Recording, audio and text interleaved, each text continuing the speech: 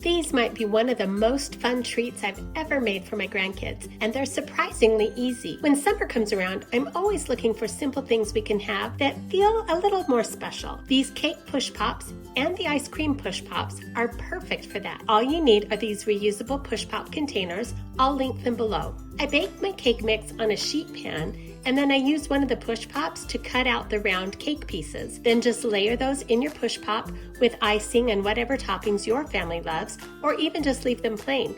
These don't have to be perfect, and that's actually part of the fun.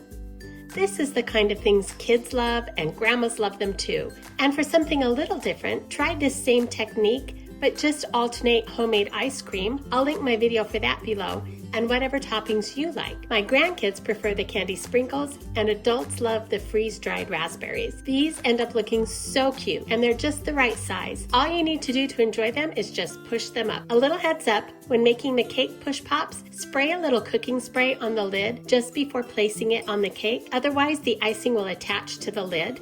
Or even consider leaving the lids off for the cake push pops. These are so easy to make ahead of time and keep in your fridge or freezer for the ice cream ones until your next party or family get together. I'm actually making these for our family July 4th celebration, and I'll link our July 4th game ideas below. I thought I'd also give you an update on our homemade vanilla. It tastes amazing in homemade ice cream. I'm using bourbon this time, and it's looking really great, but it still has a few months left before it will be ready. Thanks for stopping by.